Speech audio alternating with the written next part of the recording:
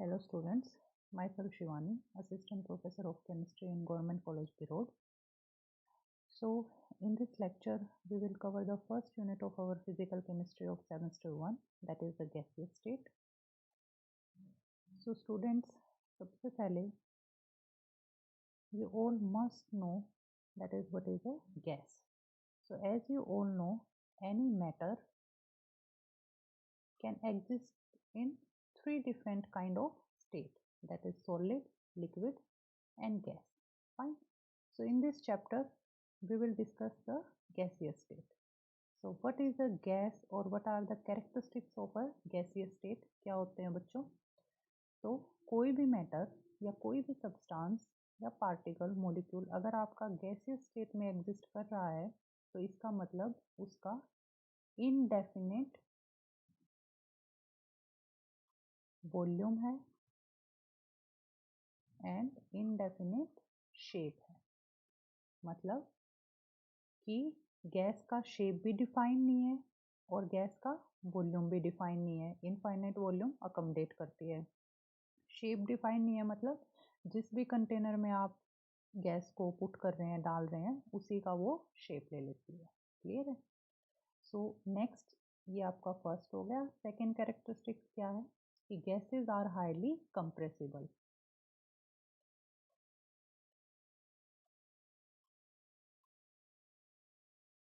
Fine. So इसका meaning क्या है बच्चों कि अगर आपके पार्टिकल गैसियस स्टेट में है तो हाईली कंप्रेसिबल है, मतलब उन पे प्रेशर लगा के उन्हें और ज़्यादा कंप्रेस किया जा सकता है. उनका वॉल्यूम जो अकोमोडेट कर रहे हैं वो कम किया जा सकता है. और एक पॉइंट ऐसा आएगा कि हमारा जो प्रेशर या जितना भी हम उसको कंप्रेस कर रहे हैं तो gaseous state will be converted into the liquid state. Fine. So these are the very basic characteristics student. Next है आपका कि जो गैसेज हैं वो लिक्विफाई किससे होती हैं? अगेन लो टेम्परेचर और हाई प्रेशर पे. फाइन. सो उसके बाद स्टूडेंट कुछ लॉज हैं जो डिफाइन करते हैं गैसियस स्टेट को. तो उनमें से फर्स्ट है आपका Boyle's law.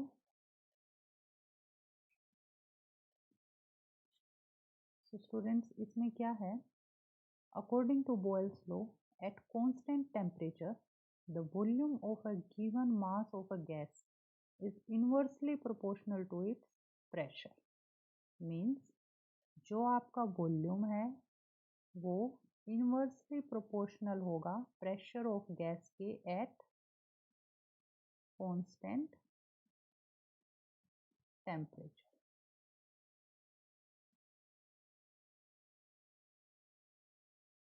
Fine student. Again हम क्या लिख सकते हैं? पीवी को अगर हम इधर ले आएं और अगर हम इनवर्स का साइन हटा दें तो क्या होगा आपका? PV is equal to constant.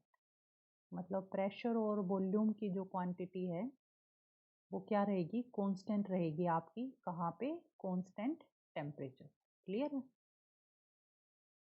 अब स्टूडेंट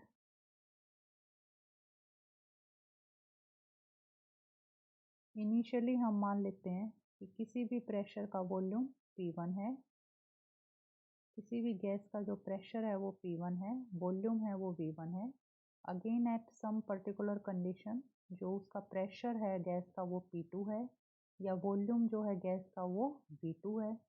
तो जो आपका रिलेशन है वो क्या होता है student? P1 V1 is equal to P2 V2.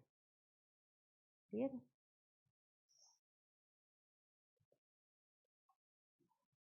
तो ये क्या है स्टूडेंट्स आपका बॉयल्स लॉ. नेक्स्ट है आपका सेकंड चार्ल्स लॉ.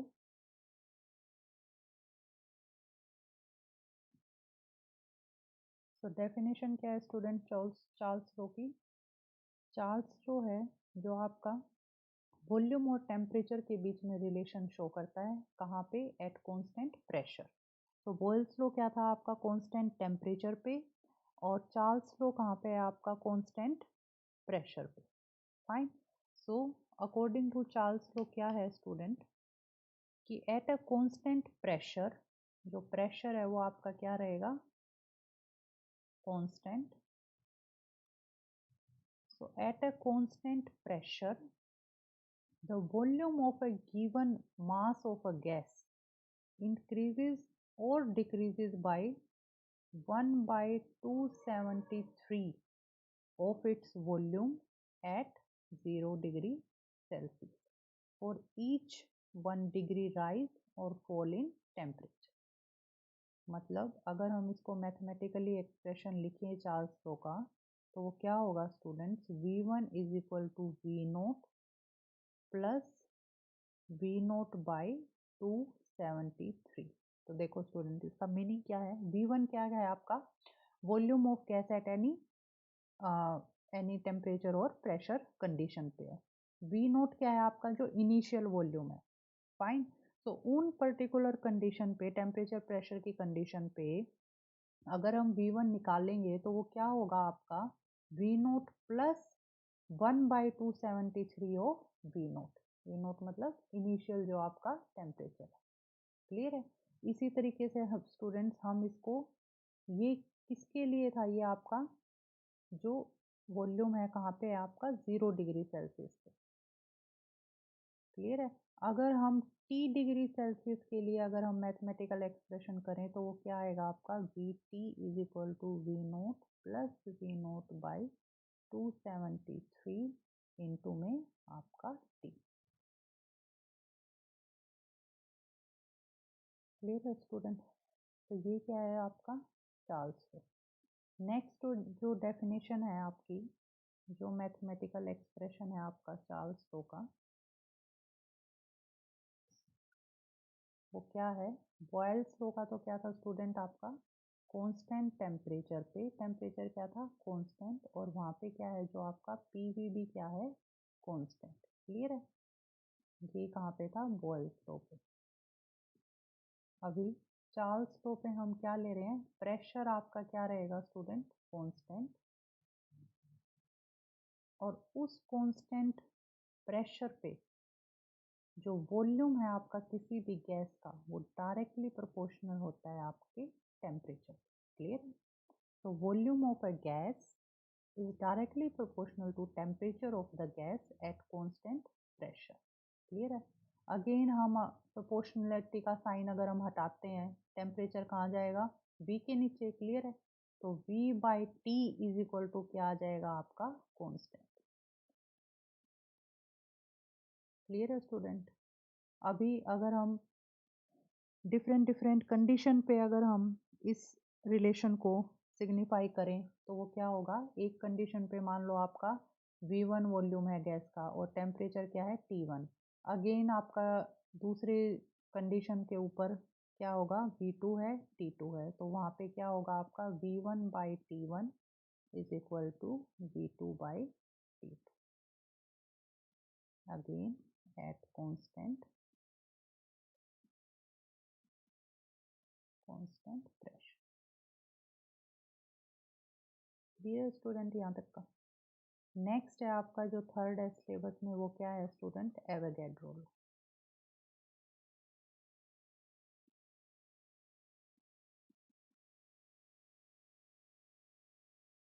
सो एवोगैड्रो लॉ पे क्या है स्टूडेंट, बॉयल्स लॉ पे टेम्परेचर कांस्टेंट था आपका, चार्ल्स लॉ पे आपका प्रेशर कांस्टेंट है। क्लियर है। एंड एवोगैड्रो लॉ में क्या है आपका, प्रेशर और टेम्परेचर दोनों कांस्टेंट है। तो उन दोनों ऐसी कंडीशन पे जो आपका वॉल्यूम ऑफ गैस है वो डायरेक्टली प्रोपोर्शनल होता है एन की। क्लियर है।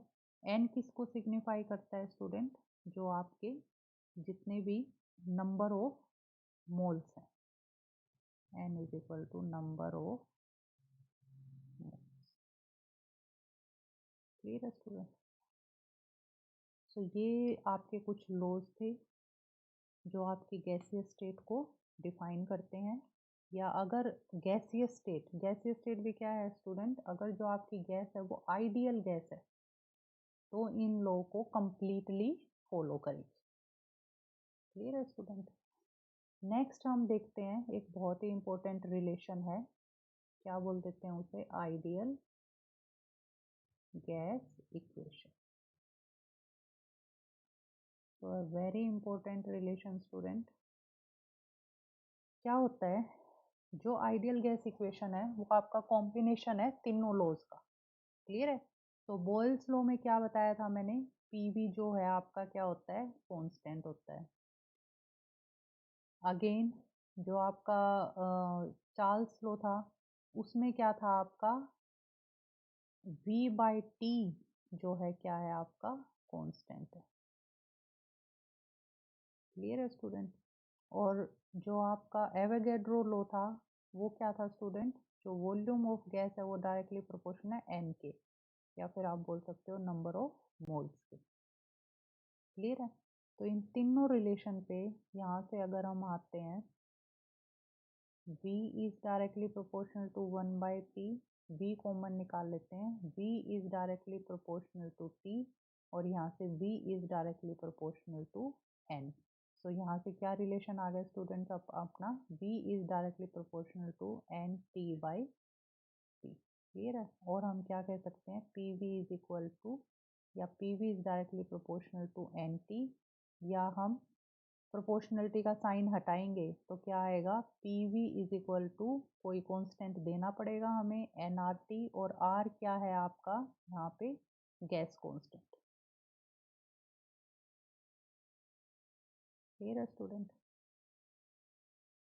तो ये आपकी आइडियल गैस इक्वेशन आ गई, PV is equal to nRT। P क्या है प्रेशर, V क्या है वॉल्यूम, N क्या है नंबर ऑफ मोल्स, R क्या है आपका गैस कांस्टेंट, और T क्या है आपका temperature of the gas, clear है स्टूडेंट। सो नेक्स्ट हम करेंगे, नेक्स्ट जो हमारा बहुत ही इम्पोर्टेंट टॉपिक है वो है काइनेटिक गैस इक्वेशन।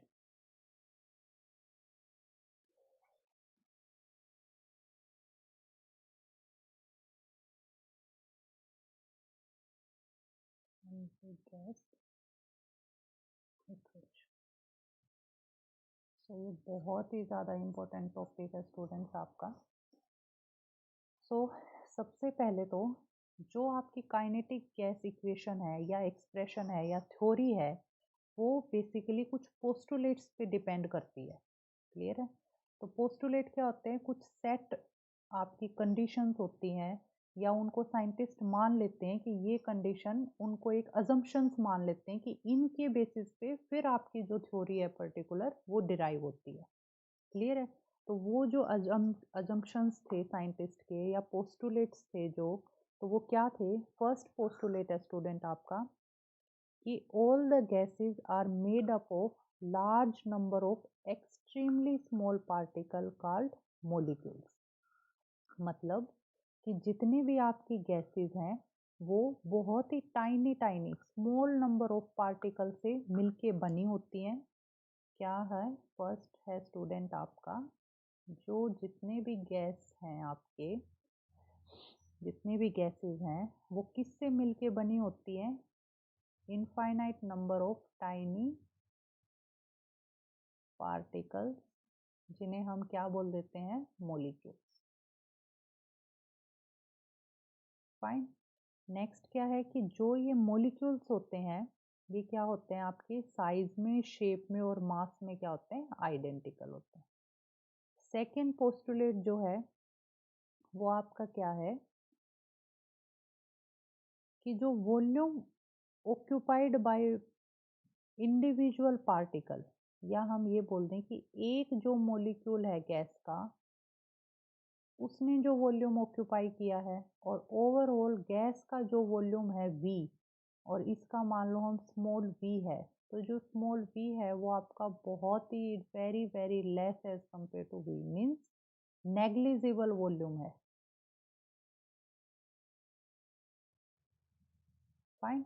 तो जो volume occupy by gas, gaseous molecules is negligible as compare to total volume of the gas, fine. Third जो पोस्टुलेट है वो आपका क्या है कि कोई भी अट्रैक्टिव फोर्स प्रेजेंट नहीं होता है between the molecules of gas, so there is no force of attraction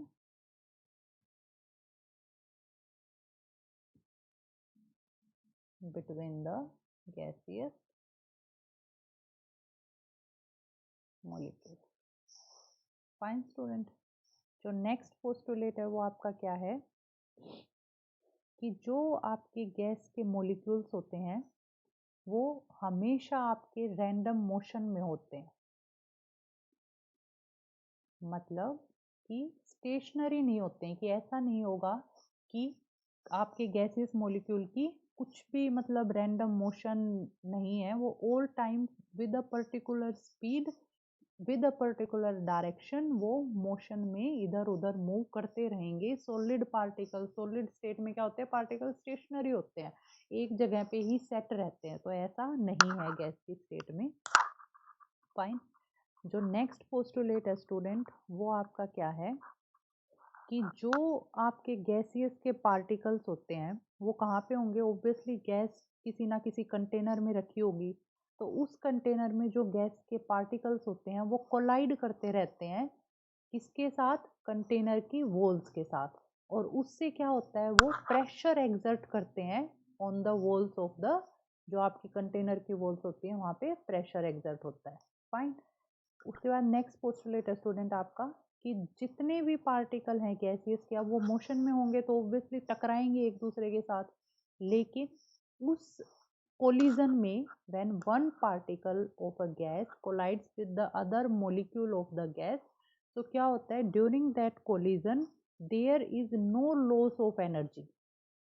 अब ऐसा तो हो नहीं सकता कि लॉस ऑफ एनर्जी ना हो, क्योंकि अगर कोलाइड कर रहे हैं तो कुछ ना कुछ एनर्जी लॉस होगी। तो ये अगेन एक और अजम्पशन पे बेस है कि जितने भी कोलिजन जो होते हैं वो इलास्टिक होते हैं नेचर में, मतलब जितनी स्पीड से कोलाइड हो रहे हैं उतनी स्पीड से वो पीछे जा रहे हैं, तो इस प्रोसेस में कोई भी एनर्जी आपकी लूज नहीं होती है। फाइन,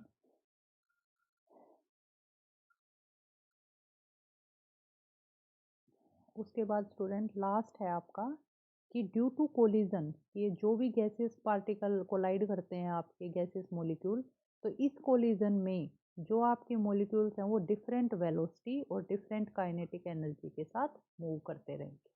फाइन, क्लियर है स्टूडेंट। अब हम करेंगे काइनेटिक गैस इक्वेशन की डेरिवेशन। तो उसके लिए हम क्या करेंगे, सबसे पहले हम एक क्यूब अज्यूम कर लेते हैं। क्यूब बेस का आपका कंटेनर है, यहाँ करते हैं साइड में।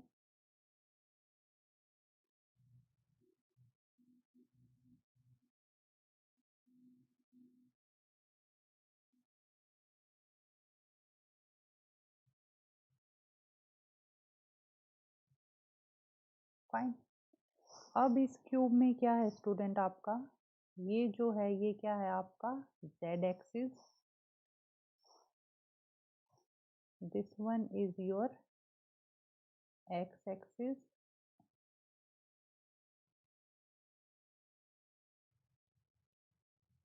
और ये क्या है आपका स्टूडेंट,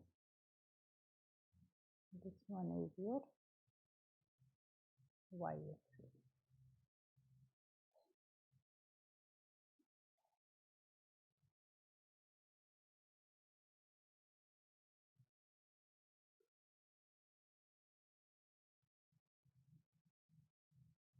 फाइन, तो अज्यूम कर लो कि कोई भी क्यूब है, तो ये y एक्सिस, x एक्सिस, और ये क्या हो गया आपका z एक्सिस।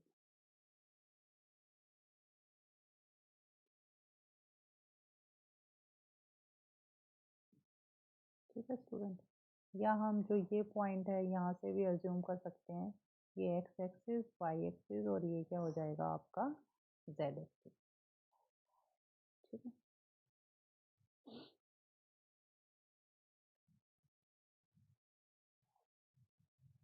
नेक्स्ट स्टूडेंट्स, अब x एक्सिस में कोई पार्टिकल गैस का मूव कर रहा है तो वो किससे मूव करेगा, vx वेलोसिटी से। z एक्सिस में मूव कर रहा है तो स्मॉल v z से। y एक्सिस में मूव कर रहा है तो आपका v y से। फाइन, और ये जितने भी आपके एक्सिस हैं, x एक्सिस, y एक्सिस और z एक्सिस, ये y एक्सिस हो गया, z एक्सिस, और ये क्या हो गया स्टूडेंट आपका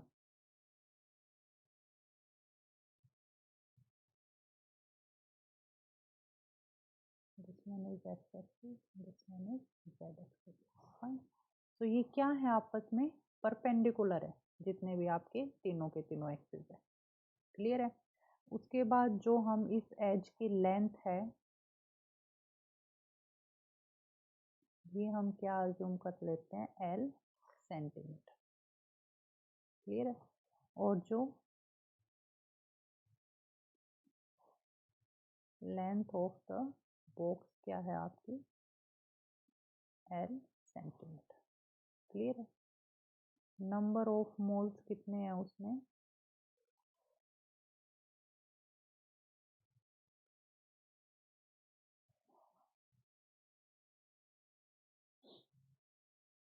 N है आपकी. क्लियर है. और मास ऑफ ईच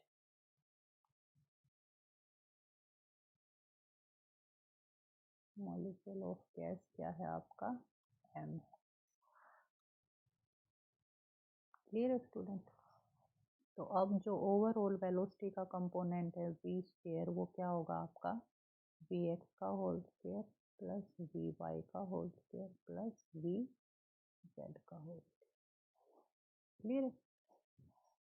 अब स्टूडेंट हम अज्यूम कर लेते हैं कि कोई भी एक मॉलिक्यूल है जो x एक्सिस में मूव कर रहा है, x एक्सिस में with the velocity of vx. Clear है. और ये जो मॉलिक्यूल है, ये आपका किसके साथ स्ट्राइक कर रहा है, ये फेस मान लेते हैं हम A है. क्लियर है. ये वाला फेस मान लिया B है, और ये इस डायरेक्शन में मूव कर रहा है एक्स एक्सिस में. तो ये A फेस के साथ भी कोलाइड हो सकता है, B फेस के साथ भी कोलाइड होगा. क्लियर है. तो इस कोलिजन में जो मोमेंटम आपका चेंज होगा वो हम कैलकुलेट करेंगे. ठीक है. और जो मोमेंटम का फॉर्मूला है वो आप सबको पता है. मोमेंटम क्या होता है आपका, मास इनटू वेलोसिटी. ठीक है. तो सबसे पहले हम कर रहे हैं कि the momentum of molecule before striking to face A, वो क्या होगा आपका mvx. Again the momentum of, ये ए फेस से क्या था स्टूडेंट, यहाँ पे स्ट्राइक होने से पहले. अब ये ए फेस पे आफ्टर स्ट्राइक होने के बाद, तो जितना मैंने बताया था कि जो इलास्टिक है वो क्या होता है, आप जो कोलिजन है आपका वो क्या होता है, इलास्टिक होता है. तो कोई भी एनर्जी लूज नहीं होगी. तो जिस स्पीड से टकरा रहा है उसी स्पीड से बाउंस बैक होगा. तो क्या हो जाएगा, रिवर्स में. अब वेलोसिटी क्या होती है आपकी, वेक्टर क्वांटिटी होती है. डायरेक्शन चेंज हो गया तो साइन भी चेंज हो जाएगा. तो m माइनस वी एक्स या फिर minus m V X. Clear है स्टूडेंट. तो हम नेट चेंज निकालते हैं मोमेंटम का of molecule in single collision with face A. तो नेट चेंज क्या आ गया आपका, M V X minus M V X. तो ये क्या आ गया आपका, 2m वी एक्स. क्लियर है स्टूडेंट. तो ये क्या आ गया आपका, नेट जो चेंज है मोमेंटम का वो आपका क्या आ गया, कब है ये, आफ्टर कोलिजन ऑन फेस ए. ठीक है स्टूडेंट. क्लियर है. उसके बाद हम करते हैं, ये तो हमारी किसकी कैलकुलेशन थी, चेंज इन मोमेंटम की on the face A. Clear है. नेक्स्ट हम करते हैं calculation of number of collision पर सेकंड ऑन फेस ए. कि ए फेस पे इन 1 सेकेंड कितने आपके नंबर ऑफ कोलिजन हो रहे हैं. तो ये वाली टर्म अब हम यूज कैलकुलेट करेंगे. क्लियर है स्टूडेंट. तो देखो अभी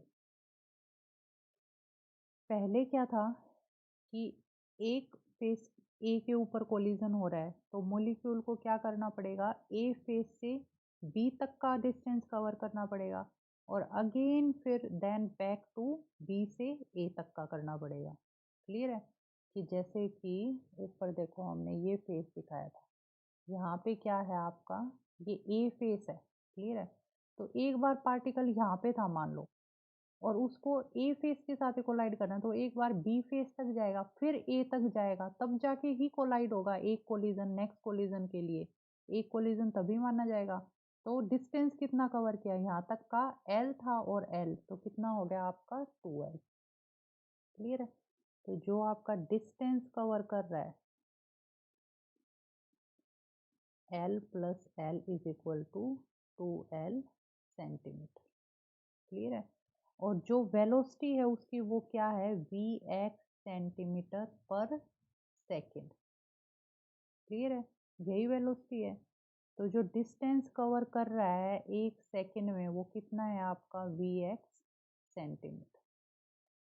ठीक है स्टूडेंट, अब हमें number of collision find out करने हैं तो वो क्या होंगे, जो मॉलिक्यूल ने डिस्टेंस कितना ट्रेवल किया था 2l किया था तो total number of collision on face A in 1 second वो क्या हो जाएंगे आपके Vx divided by 2l। Clear है, आ गया ये एक एक्सप्रेशन। नेक्स्ट क्या है स्टूडेंट आपका चेंज इन मोमेंटम। अब हमने ये नंबर ऑफ कोलिजन देख लिए इतने हैं, चेंज इन मोमेंटम हमने फाइंड आउट किया था 2mvx। अब इतने नंबर ऑफ कोलिजन हो रहे हैं तो उनकी वजह से चेंज इन मोमेंटम क्या हो जाएगा 2mvx multiply by vx bye 2l। ये क्या आ गया आपका mvx का होल स्क्वायर बाय l, तो से 2 आपका कैंसिल हो जाएगा यहाँ पे। ठीक है, तो ये क्या आ गया आपका ए फेस के साथ था। इसी तरीके से बी फेस के साथ कोलिजन होगा तो वो भी कितना आ जाएगा आपका mvx whole square by l, क्योंकि दोनों के दोनों आपके एक्स एक्सिस पे ही लाई कर रहे हैं। ठीक है, तो total change in momentum of a molecule due to collision with face A and B per second तो वो क्या आ जाएगा आपका, ये दोनों प्लस हो जाएंगे तो 2mvx का whole square by l। Clear है स्टूडेंट, इसी तरीके से ये x डायरेक्शन में था, y और z में क्या आ जाएगा 2mvy का होल स्क्वायर बाय l, क्योंकि वहाँ पे भी दो फेस हैं और दो फेस आपके क्यूब के z डायरेक्शन में 6 फेस हो गए ना टोटल क्यूब के, तो 2mvz का whole square by l। Clear है स्टूडेंट, इसी तरीके से हम इन तीनों क्वांटिटी को प्लस करेंगे टोटल ओवरऑल निकालने के लिए तो वो क्या आ गया आपका 2m/l vx का होल स्क्वायर प्लस vy का होल स्क्वायर प्लस vz का होल स्क्वायर। ये सबसे पहला ये एक्सप्रेशन किया था हमने, एक्स वाई जेड परपेंडिकुलर होते तो ये क्या आ गया 2m/l v का होल स्क्वायर। क्लियर है स्टूडेंट, इसी तरीके से हमने total number of molecule starting में कितने मानने थे, n मानने थे, n मानने थे ना, तो वो क्या हो जाएगा 2m/l, ये एक उसके वजह से था। क्या हो गया change in momentum 6 face n number of molecule के लिए क्या होगा, जैसे कि इनिशियली v था फिर v1 v2 इसी तरीके से vn। फाइन, यही हो गया ना, ये अलग अलग वेलोसिटी है उन मॉलिक्यूल्स की, कि पहले मॉलिक्यूल v से ट्रेवल कर रहा है फिर v1 वेलोसिटी से v2 से और v लास्ट में n था तो n के लिए vn हो गया। तो यहाँ पे क्या आ जाएगा v का होल स्क्वायर प्लस v1 का होल स्क्वायर प्लस v2 का होल स्क्वायर सिमिलरली vn का होल स्क्वायर। क्लियर है स्टूडेंट,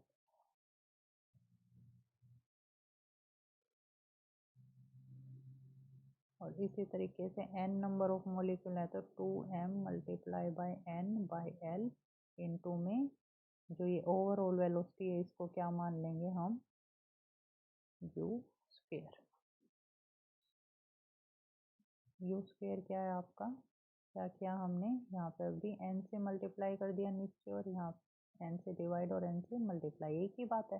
तो ये क्या आ गया आपका root mean square velocity. u क्या है आपकी स्टूडेंट्स, u है आपकी रूट मीन स्क्वायर वेलोसिटी। तो u क्या होगी आपकी अंडर रूट वी का होल स्क्वायर प्लस वी1 का होल स्क्वायर प्लस वी2 का whole square dash dash dash V N का whole square divided by N. ये क्या है आपका RMS root mean square velocity. ठीक है, क्लियर है स्टूडेंट। तो अब ओवरऑल 6 के 6 फेसेस पे हमारी जो ओवरऑल जो है हमारा प्रेशर जो एग्जर्ट हो रहा है वो कितना आ गया था स्टूडेंट्स हमारा, या जो जो चेंज इन मोमेंटम आया था ओवरऑल क्या है 2mn u square by L. और न्यूटन का जो न्यूटन ने 3 लॉ ऑफ फोर्स दिए थे, तो जो सेकंड लॉ ऑफ फोर्स के अकॉर्डिंग क्या है rate of change of momentum वो आपका किसके इक्वल है, फोर्स के इक्वल। तो ये ओवरऑल क्या आ गया, force is equal to 2mn u square by L. ठीक है, नेक्स्ट अब हमें पता है स्टूडेंट्स प्रेशर क्या होता है हमारा, फोर्स अपॉन एरिया। तो ओवरऑल तो हमें प्रेशर ही काउंट करना है जो गैस आपकी एग्जर्ट कर रही है कहाँ पे, वॉल्स ऑफ कंटेनर पे। क्लियर है। तो यहाँ से हमारा प्रेशर क्या आ जाएगा स्टूडेंट, प्रेशर आ गया, फोर्स तो ये था 2mn u square by L, और एरिया क्या है ओवरऑल इनटू में एल, क्या हो जाएगा आपका एरिया, एक फेस का एरिया कितना होता है एल था, दूसरे का भी क्यूब है तो एल ही साइड होगी, तो एल स्क्वायर 6 फेस है तो क्या हो गया 6l स्क्वायर। तो यहाँ पे 6l स्क्वायर कर देंगे हम, 2 से ये 3 आ गया स्टूडेंट, एल स्क्वायर इंटू में एल क्या हो गया एल क्यूब। एल क्यूब को किससे डिफाइन कर सकते हैं, L cube is equal to V volume से। तो ओवरऑल एक्सप्रेशन क्या आ गया आपका 1/3 mn u स्क्वायर और अपॉन में v को उधर ले जाएंगे तो pv is equal to 1/3 mn u square.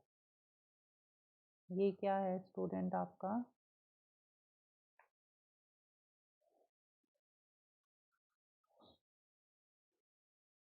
क्या आया था आपका pv is equal to 1/3 mn u square. ये है आपकी काइनेटिक गैस इक्वेशन। क्लियर है स्टूडेंट। इसी काइनेटिक गैस इक्वेशन को काइनेटिक एनर्जी के टर्म्स में हम लिखेंगे। तो काइनेटिक एनर्जी क्या थी, पता ही है, सबको ही पता है, हाफ mn u स्क्वायर, यही होता है, हाफ mv स्क्वायर बोल लो यहाँ पे। ठीक है, तो n number of particle n से मल्टीप्लाई हो गया, तो यहाँ पे क्या आ गया, ये क्या है आपकी काइनेटिक एनर्जी का एक्सप्रेशन है। और काइनेटिक गैस इक्वेशन क्या आई थी, pv is equal to 1/3 mn u square. इसको क्या कर दो,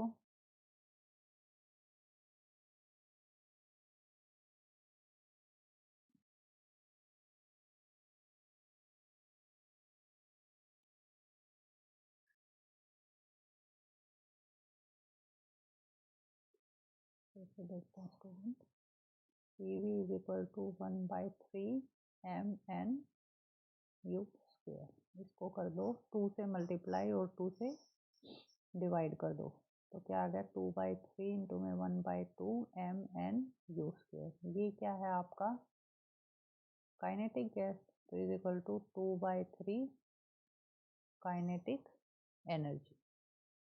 क्लियर है स्टूडेंट।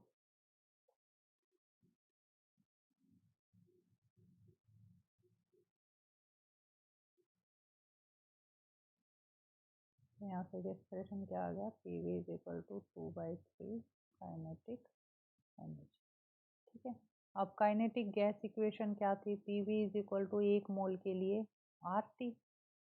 क्लियर है, तो यहाँ से RT is equal to 2/3 kinetic energy हम पुट करेंगे, तो काइनेटिक एनर्जी क्या आ गया आपकी 3/2 RT। इसके लिए फॉर 1 मोल ऑफ गैस।